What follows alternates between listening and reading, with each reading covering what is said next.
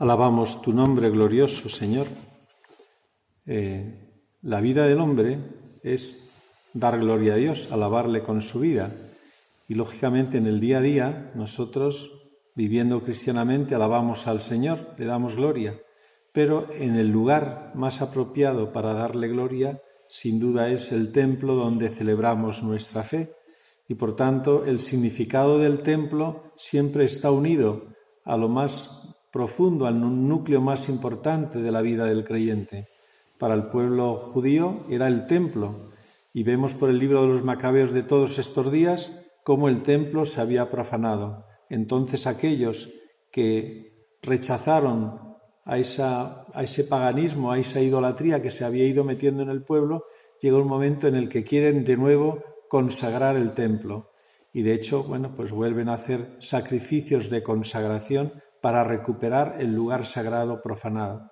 Esto lo vemos con cierta frecuencia, cuando invaden los templos, cuando hacen pintadas, cuando meten imágenes que son de divinidades, que son ídolos, y por tanto, de alguna forma se nos está pidiendo que seamos pulcros en cuidar el templo físico donde se reúnen los cristianos, porque está el Señor, porque es el lugar para celebrar nuestra fe.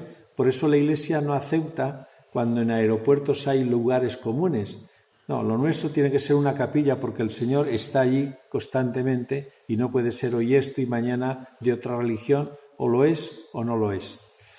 De alguna forma es lo que el Señor trata de hacernos ver con ese echar a los vendedores del templo. Si para el judío el templo era el lugar de la casa de oración, ¿cómo se había convertido en boca de Jesús en una cueva de ladrones? Eso no era el lugar de oración, se había convertido pues en un negocio donde la corrupción pues estaba a la orden del día, y el Señor con los látigos pues echa y tira de la mesa. Es de las pocas veces que vemos a Jesús de una forma airada, porque se está pervirtiendo la verdadera relación y el lugar del encuentro con Dios.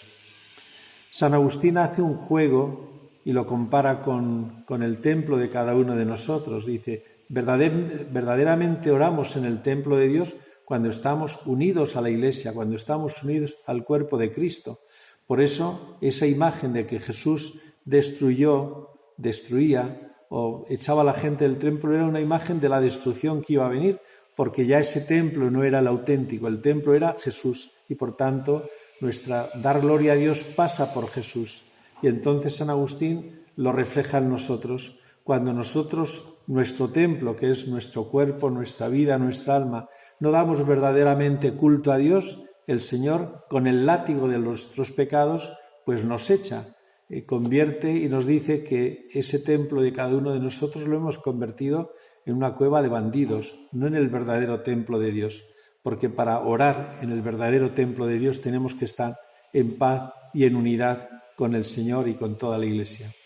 San Óscar Romero, aquel obispo que fue asesinado, pues decía que al templo no se va por debilidad, huyendo, como en la antigüedad, en la Edad Media, los ladrones, los asesinos se refugiaban. A la Iglesia no se viene a huir, se viene a coger fuerzas. Uno puede venir, como todos nosotros, podemos venir en debilidad, podemos venir necesitados de Dios, y venimos a pedirle a Dios fuerza y que Él venga sobre nosotros y de nuevo nos devuelva la fortaleza en el Espíritu y la fuerza del testimonio. Hoy que celebramos a Santa Cecilia, que murió joven, martirizada de una forma tremenda y defendiendo su virginidad porque la querían casar, y precisamente aquellos con los que la querían casar comprendieron la fe de esta mujer y también murieron mártires. Incluso el verdugo que mató al pretendiente de ella también se convirtió.